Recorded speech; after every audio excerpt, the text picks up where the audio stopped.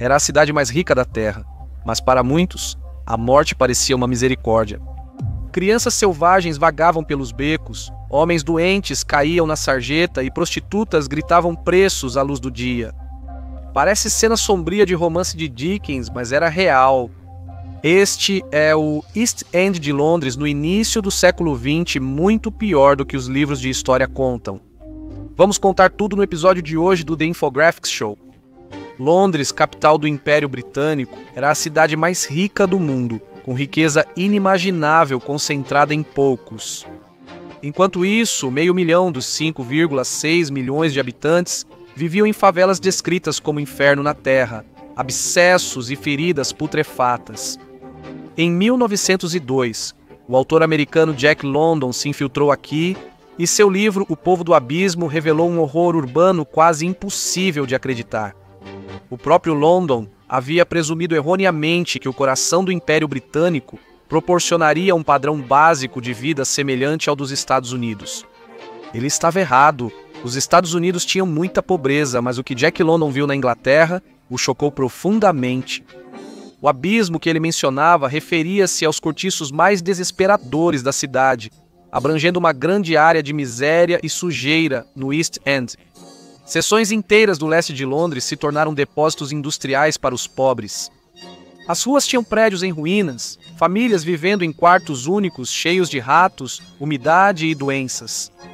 Violência, vício e morte precoce eram a norma. Muitos nem tinham lar. Vamos começar pelos menos pobres entre os muito pobres. Vamos considerar um ajustador qualificado, desempregado, que mora com a esposa e 2 filhos. Apesar de não serem desfavorecidos, alugavam um cômodo chamado de buraco, onde os 4 dormiam em uma só cama. O aluguel era de 7 shillings por semana, cerca de $1,70, valor inferior ao que trabalhadores americanos mal pagos ganhavam em 2 dias. Em São Francisco, pedreiros ganhavam de $4,80 a $5,75 por dia, mais que o dobro dos ingleses, que raramente recebiam mais de 2 libras semanais. Jack London notou que as moradias mais pobres da América nunca eram tão miseráveis quanto as que viu na Inglaterra.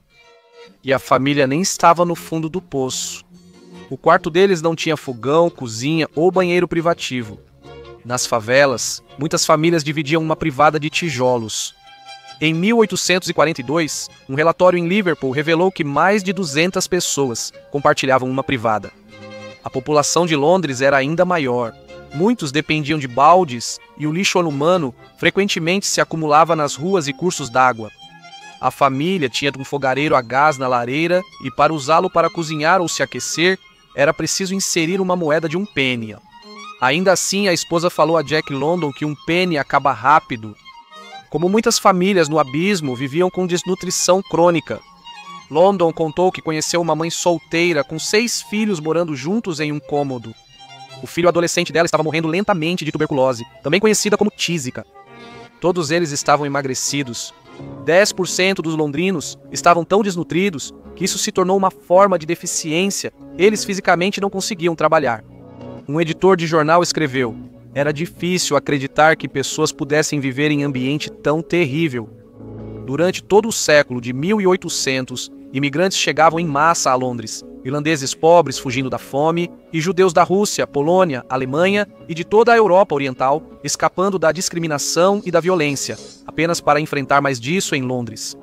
Karl Marx, que viveu na Londres vitoriana, dizia que a classe capitalista se beneficiava da imigração.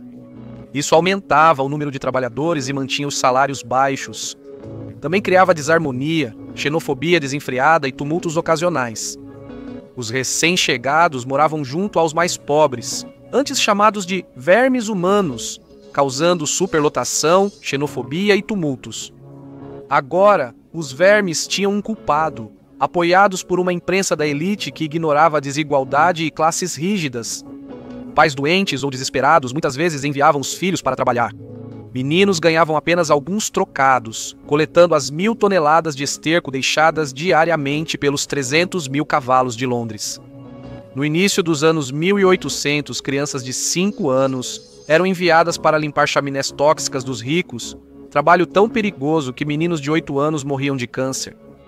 Leis fixaram a idade mínima em 16 anos, mas eram ignoradas. As mortes continuaram e alguns meninos, principalmente órfãos, buscavam treinadores de ladrões para aprender a roubar e entrar em gangues. Algumas dessas gangues de crianças acabavam sendo enviadas para a Austrália, como o menino que roubou um vestido de uma mulher em 1833. Ele ficou 2 anos em um navio-prisão antes de ser enviado à terra de Van Diemen, Tasmânia. Durante anos, 1 em cada 5 crianças morria na viagem para a Austrália. Elas eram mantidas em um porão escuro, em colchão de palha, por meses, expostas a doenças, desnutrição e disenteria. Muitas sofriam abusos dos mais velhos e, se relaxassem, eram chicoteadas ou presas em isolamento. Um relatório afirmava que, dos menos de 1 milhão de londrinos nos anos 1830 a 115 mil, estavam envolvidos em crimes, incluindo crianças batedoras de carteira, e, ao final da década, 10 mil crianças foram enviadas para trabalhar na Austrália em 1 ano. Algumas iam com os pais que as treinavam para roubar, mas geralmente eram enviadas sozinhas. De 156 mil condenados enviados à Austrália, o relatório apontou que 25 mil tinham menos de 16 anos. Algumas mulheres viraram prostitutas por opção ou obrigação. Outras, como as vítimas de Jack, o estripador, foram assassinadas. E lembre-se, esta era a capital mais rica do império mais poderoso da história. Em 1851, Londres sediou a Grande Exposição, a primeira exposição mundial, atraindo 6 milhões de visitantes. As autoridades locais tentaram afastar os pobres, reprimindo mendigos, prostitutas e vagabundos com a polícia. O preço de entrada foi fixado em 5 shillings, acessível à classe trabalhadora, mas ainda equivalente a uma semana de aluguel para muitos vivendo no abismo. A Grã-Bretanha mostrava riqueza, mas escondia seu lado sujo. Uma coisa chamava a atenção dos visitantes: o fedor. No início de 1800, Londres tinha cerca de 1 milhão de habitantes. Em 1851, eram 2,3 milhões. Quando Jack London visitou no início do século XX, já eram 5,6 milhões. Com tantas pessoas, fábricas e moinhos, os esgotos sobrecarregaram e o rio Tâmisa ficou perigosamente tóxico. Em julho e agosto de 1858, Londres experimentou o grande fedor, um cheiro horrendo cujos vapores diziam transmitir doenças contagiosas. O Tâmisa estava tão poluído que, após a colisão de 2 navios a vapor em 1878, morreram entre 600 e 700 pessoas. Dos 130 resgatados, muitos morreram apenas pelo contato com o esgoto e resíduos industriais do rio. As fezes, os animais mortos e os produtos químicos industriais causaram infecções gastrointestinais fatais ou queimaduras químicas nos pulmões dessas pessoas. Os homens ganhavam pelo menos 5 shillings por cadáver retirado do rio e comentavam que, em alguns, as roupas haviam se desintegrado. Nos cortiços, o cheiro era só parte da vida. No livro Londres Horrível, 1889, George Sims descreveu o fedor de Londres como uma névoa fétida constante sobre os pobres. Nos distritos mais vis, ele disse, as pessoas caíam em desespero, gastando tudo em bares ou palácios de gin, onde homens e mulheres horríveis brigavam. A Revolução Industrial Inglesa trouxe um sistema de classes muito discriminatório. A elite enriqueceu com indústria e especulação, enquanto os pobres lotavam as cidades em busca de emprego. No fim do século XIX, a expectativa de vida em Londres era de 42,6 anos para homens e 48,1 para mulheres. Mas no abismo, a visão era sombria. Com média de 150 mortes por 1.000 nascidos vivos, muitas crianças morriam entre 1 e 10 anos. No East End de Londres, a expectativa de vida era só de 17 a 20 anos. Os jovens tinham tuberculose pulmonar e infecções gastrointestinais de água poluída. A tuberculose causava cerca de 25% das mortes. Às vezes, havia surtos de cólera que matavam milhares de pessoas, e tudo isso poderia ter sido evitado se os donos dos cortiços, muitas vezes membros da elite, tivessem feito um esforço para limpar a sujeira.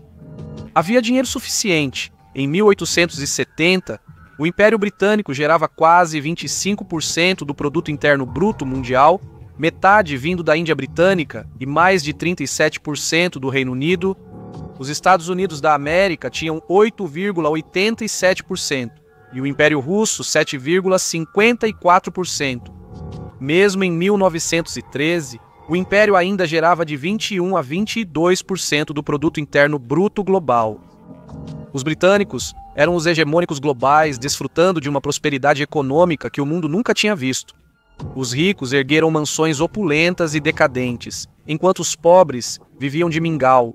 Os ricos desfrutavam de linguado de Dover com molho de lagosta, ganso verde, torta de pombo, sopas com mochelas e trufas, geleia de damasco, cheesecakes e trifle, tudo servido com gelo importado da Noruega ou Estados Unidos da América. Havia casas com centenas de criados, dezenas de quartos, móveis requintados e pinturas tão valiosas quanto a reforma de uma favela inteira.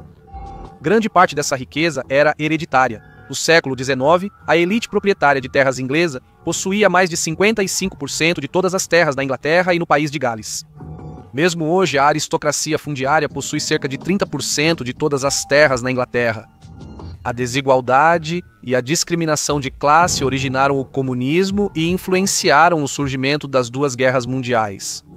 Como Jack London disse, os pobres e a classe trabalhadora eram vistos como sub-humanos, mas ainda assim se sacrificavam pelo país na guerra e trabalhavam até morrer cedo. Nas décadas de 1880 e 1890, estimava-se que a cada ano até 30 mil pessoas estavam sem teto em Londres, com muitos juntando dinheiro para uma cama ocasional por uma noite. O total de pessoas em situação temporária de falta de moradia pode ter chegado a 100 mil. Em 2024, Londres tinha mais de 9,8 milhões de habitantes, com 4.500 vivendo nas ruas e cerca de 13.200 dormindo ao relento ao menos uma vez. Numa cidade de apenas 3,8 a 5,6 milhões na época, de 30 mil a 100 mil já era impressionante.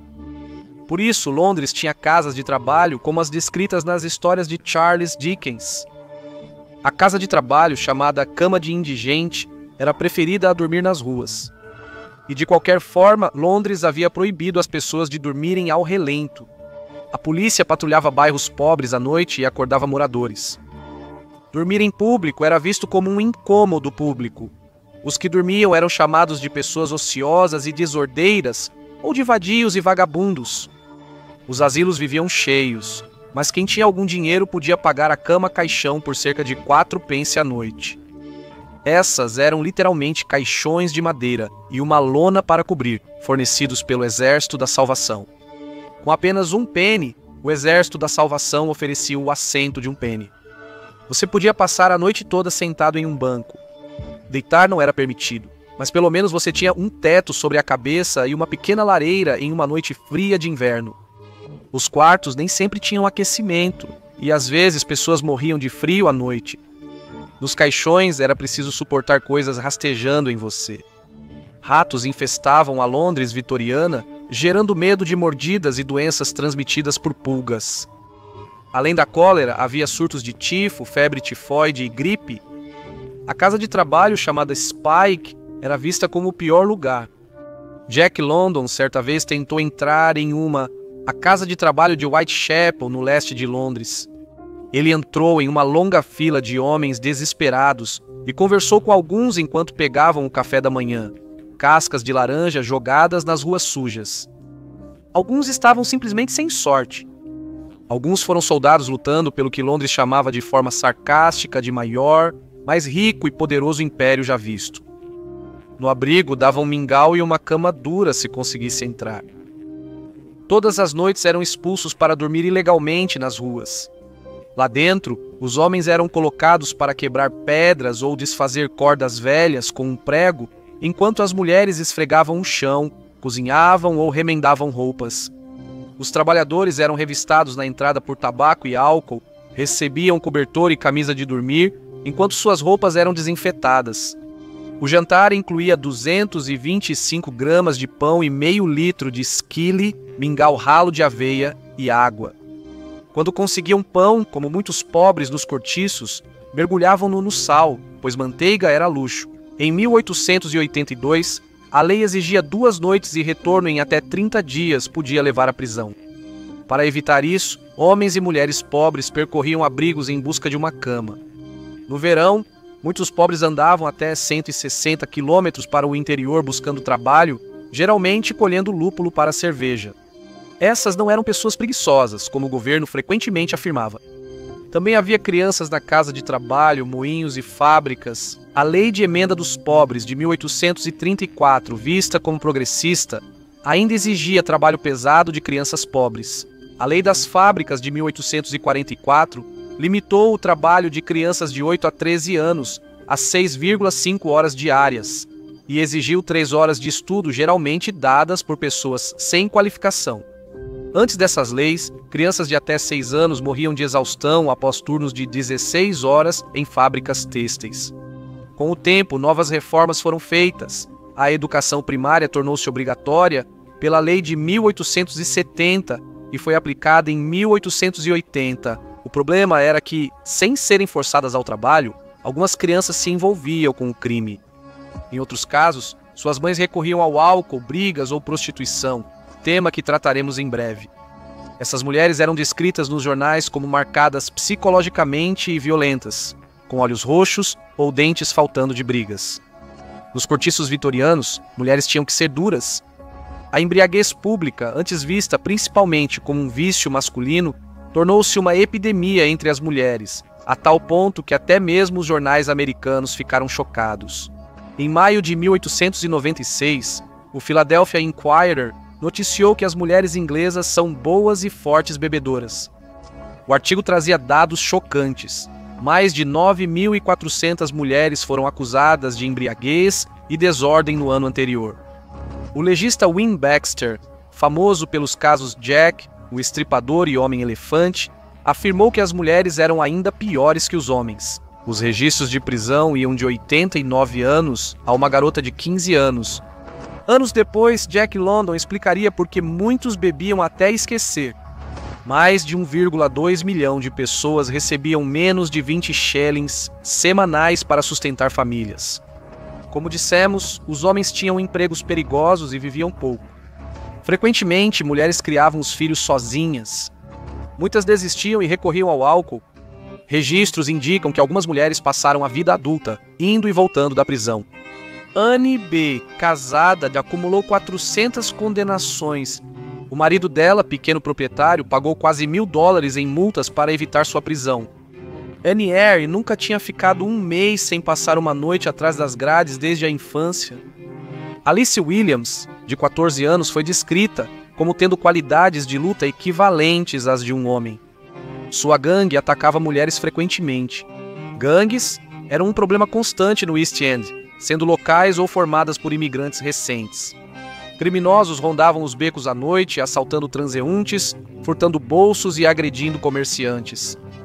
Destacavam-se os 40 Elefantes, os Garotos de Bethnal Green e o Sindicato do Crime de Clerkenwell. A taxa de homicídios na Londres vitoriana, cerca de 1 a 1,6 por 100 mil habitantes, era bem baixa, muito menor que os 15 por 100 mil na Inglaterra dos anos 1600 e ainda mais baixa que nos anos 1300. Na Londres vitoriana, muitos assassinatos nem eram registrados. No abismo, sumir era fácil. Mas as taxas de pequenos crimes e crimes violentos eram muito altas nos anos 1800. Adolescentes iam a clubes de dança, bebiam álcool barato por 2 pence, o que gerava brigas, e maridos frequentemente agrediam as esposas. Relatos históricos dizem que esposas chamavam maridos de inúteis por não ganharem ou gastarem o salário com bebida. Depois, elas também começavam a beber e tudo virava caos. A polícia costumava tratar a violência doméstica como questão privada. Leis como o ato de causas matrimoniais deram às mulheres base legal para se divorciar de maridos violentos, mas pouco reduziram a violência doméstica. Em 1883, um homem foi multado em 5 shillings por espancar sua esposa grávida com um atiçador. Jack London afirmou que a lei era severa apenas quando atingia os ricos, citando um caso em que 2 homens foram multados em 2 libras por invadir uma propriedade para caçar. Ao mesmo tempo, agressões graves em bairros pobres rendiam multas de só 1 libra. Os mais pobres moravam em doss houses, pensões temporárias comuns em Londres no final dos anos 1800, onde era possível alugar uma cama por 8 horas. Quando o tempo acabava, você saía e outro entrava. Jack London relatou um caso onde um casal com 2 filhos dividia uma cama, enquanto 2 mulheres dormiam embaixo. Era a opção mais barata e, para muitos, a única. Mulheres que faziam fósforos tinham alguns dos piores salários. Jack London conheceu uma mulher que trabalhou 98 horas em uma semana, fazendo mais de 7.000 caixas de fósforos por 4 shillings. Não dava nem para alugar um buraco ou comprar comida, mas servia para dividir um quarto com outros. No início do século XX, 1 em cada 8 homens trabalhadores na Inglaterra ficava semanas sem trabalhar devido a ferimentos. 1 em 300 ficava incapaz para o trabalho e 1 em 2.500 aleijado. No total, todos os anos, cerca de 500.000 homens, mulheres e crianças eram mortos, feridos ou incapacitados pelo trabalho. As garotas dos fósforos frequentemente desenvolviam mandíbula de fósforo devido ao contato com fósforo branco. Começava com dor de dente e rosto inchado, evoluía para a decomposição da mandíbula e abscessos, podendo causar morte lenta e dolorosa. Um crítico as chamou de escravas. Em 1888, elas fizeram greve, iniciando uma onda de protestos de dezenas de milhares dos trabalhadores mais explorados da Inglaterra, impulsionando reformas. Mineiros homens contraíam a doença do pulmão negro e frequentemente morriam jovens. Trabalhadores de fábricas lidavam com produtos químicos tóxicos como arsênico, chumbo e mercúrio, que causavam danos nos nervos, doenças pulmonares e cânceres. Curtidores e tintureiros usavam ácidos e venenos que causavam doenças e falência de órgãos. Afiadores pegavam tuberculose e silicose, também conhecida como podridão do afiador. Oleiros pegavam a podridão do oleiro. Meninos fiandeiros pegavam o câncer do fiandeiro. Muitas dessas condições poderiam ter sido evitadas com mais investimento em segurança no trabalho. 1 em cada 4 londrinos morria dependente da caridade e no Reino Unido, 939 a cada 1.000 pessoas morriam pobres. No East End, 55% das crianças morriam antes dos 8 anos, contra 18% no West End. Na Londres vitoriana, todos comentavam sobre uma ocupação comum entre jovens e algumas mulheres mais velhas. Prostituição. No livro inovador O Trabalho em Londres e os Pobres de Londres, 1851, Henry Mayhew registrou como nunca a situação da classe marginalizada na Inglaterra. Diferente de Jack London, Mayhew não era simpático e chamava a prostituição de pior perversão dos encantos femininos. Sua investigação revelou que mulheres vitorianas atuavam em uma complexa hierarquia, do trabalho sexual, de acompanhantes de elite a mulheres idosas atendendo bêbados em becos perigosos. Para algumas, o máximo era serem amantes de homens ricos. Esses homens ricos frequentemente faziam com que as mulheres fossem examinadas para garantir que eram virgens e, se passassem, geralmente as pagavam bem. Doenças venéreas como a sífilis eram tão comuns que Londres tinha bares para homens e mulheres sem nariz beberem sem constrangimento. Como os clubes dos sem nariz não eram ideais, ricos pagavam por virgens, instalando-as em apartamentos e exigindo fidelidade. Quando Mayhew fez seu estudo, Londres tinha cerca de 2 milhões de habitantes, e ele estimou até 80.000 prostitutas. Fontes citavam 50.000, mas a polícia apontava menos. Apareciam de várias formas, nem sempre visíveis às autoridades e não restritas aos 200 a 400 bordéis conhecidos da cidade. Provavelmente havia o dobro ou triplo desse número, mas alguns eram quartos administrados por madames insidiosas que também tentavam fugir da pobreza. Mayhew relatou que as filhas eram preparadas para a prostituição por uma patroa, que as vestia com roupas chamativas, vigiava e forçava a andar nas ruas. Quem tentava fugir ou desobedecia era barbaramente tratado. Ele escreveu que Londres estava cheia dessas desgraçadas. A maioria vendia flores, dançava ou tocava música, mas esse era o segundo emprego delas. Com muitos homens morrendo jovens ou indo para o serviço militar, as mulheres, com poucas oportunidades de trabalho, passaram a superar os homens da Inglaterra vitoriana em cerca de 104 para cada 100. Por isso a prostituição era tão comum. Algumas prostitutas eram acompanhantes autônomas. Uma francesa que Mayhew entrevistou tinha seu próprio apartamento no oeste de Londres, onde recebia clientes 4 ou 5 vezes por semana, sem contar ao marido. O dinheiro era bom demais. Ela contou que, ao crescer, um homem pagou a sua família pobre no interior da França e a levou para a cidade buscando uma vida melhor. Algumas prostitutas de alto nível conheciam clientes ricos em teatros, cassinos, casas de música e palácios de gin. As mais bem pagas recebiam de 20 a 30 libras semanais. Acompanhantes de classe alta de nível inferior ganhavam de 5 a 12 libras por semana, bem mais que mulheres que trabalhavam e até morriam nas fábricas. Em 1870, as funcionárias do telégrafo ganhavam apenas 8 shillings por semana. Professores ou policiais ganhavam de 2 a 3 libras semanais, já artesãos qualificados, 10 libras. Mas os salários das prostitutas autônomas caíam sempre de 1 libra por semana, para 12 shillings ou menos. Ainda assim, essas mulheres tinham relativa liberdade e roupas elegantes. Na década de 1840, dos dados de prisões por prostituição, só 22 de 10 mil prostitutas tinham alta educação. 351 sabiam ler e escrever, bem mais de 6.100 eram pouco alfabetizadas e quase 3.500 eram analfabetas. A maioria das prostitutas de classe baixa, analfabetas, atuava em quartos baratos e sujos comandados por uma mulher mais velha que fornecia comida, abrigo e ficava com a maior parte dos lucros. Bordéis escondidos eram comuns e alguns brutais. Mulheres eram rigidamente controladas. Donas contratavam valentões para mantê-las na linha. Crianças, às vezes, eram contratadas para vigiá-las, atuando como espiões, segundo Mayhew. Muitas mulheres eram trancadas e obrigadas a atender até 12 homens por noite sem acesso a banheiras. Em alguns cortiços, a única fonte de água era um riacho de esgoto humano. Nem tudo era dor. Para se divertir, os pobres cantavam e brincavam de amarelinha. Eles iam aos mercados e assistiam a rinhas de ratos. Morbidamente adoravam um bom incêndio em fábrica ou casa, ou uma execução pública. Eles visitavam asilos para olhar os loucos e frequentemente iam até cenas de crimes.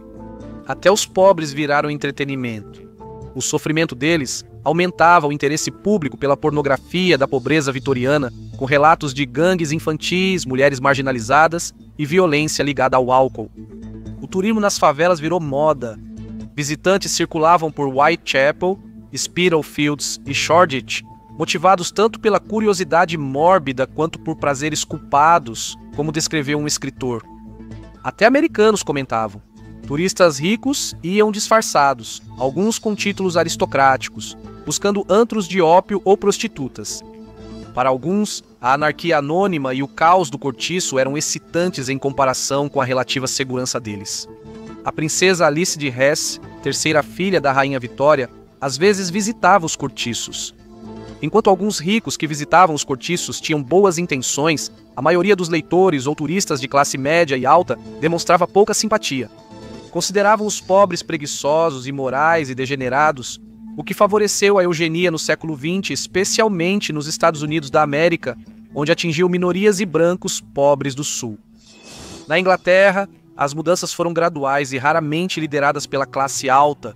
Homens e mulheres da classe trabalhadora, com ativistas da classe média, protestaram e até se sacrificaram por melhores salários e condições. Sem eles, talvez a reforma nunca ocorresse. A Londres vitoriana era um inferno para os pobres e o território de um dos assassinos mais temidos da história. Veja, você não vai acreditar quem é Jack, o estripador. Novo teste de DNA revela sua identidade. Para conhecer a verdade por trás da lenda, ou clique neste vídeo.